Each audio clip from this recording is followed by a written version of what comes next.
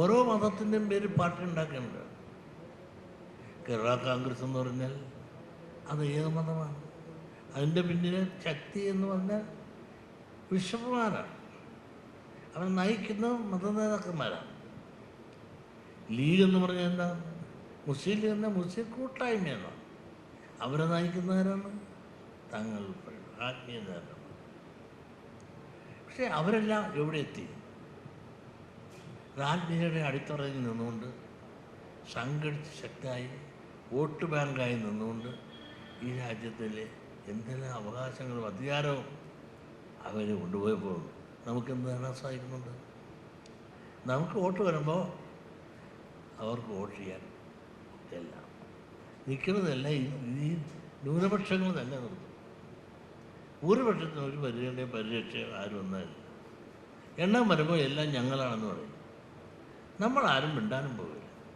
കാരണം അവർക്ക് അധികാരത്തിൻ്റെ അകത്തരങ്ങളിൽ പറയാനും പറയിപ്പിക്കുവാനാണ്.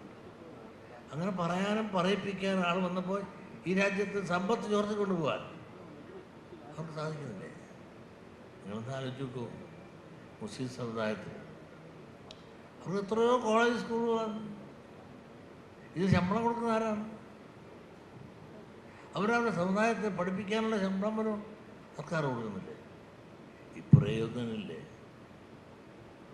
ക്രിസ്ത്യൻ സമുദായത്തിൽ സിസ്റ്റേഴ്സിന് ജീവിക്കാൻ മാർഗമില്ലാണ്ട് അവർക്ക് പെൻഷൻ കൊടുക്കാൻ പോകുക. നമ്മളിൽ ജീവിക്കാൻ മാർഗമില്ലാത്തവർക്ക് ആർക്കും പെൻഷൻ തരണം. നമ്മളറിയാതെ എന്തെല്ലാം പരിഷ്കാരം ഈ രാജ്യത്ത് നിന്ന് ഇപ്പോൾ ജനാധിപത്യം പോയപ്പോൾ ജനാധിപത്യം പോയിട്ട് മതാധിപത്യം കൊടികെട്ടി വാഴ്ന്നുകൊണ്ട് അവർ വോട്ട് ബാങ്കായി നിന്നുകൊണ്ട് സമ്മർദ്ദ തന്ത്രത്തിലൂടെ രാജ്യത്തിൻ്റെ സമ്പത്ത് ചോർത്തിയെടുത്ത് അവർ വലുതായപ്പോൾ ഇടുക്കി തന്നെ ഈ ഭൂമി ആരെങ്കിലും നിങ്ങൾക്ക് 1 ഏക്കറോ 1.5 ഏക്കറോ അത്രയും നിങ്ങളുടെ പൂർവ്വകേറി എത്രയോ കൊല്ലത്തെ അധ്വാനം അത് തന്നെ എത്രയോ അഭിമാനത്തോടു കൂടിയാണ് പറയണത്.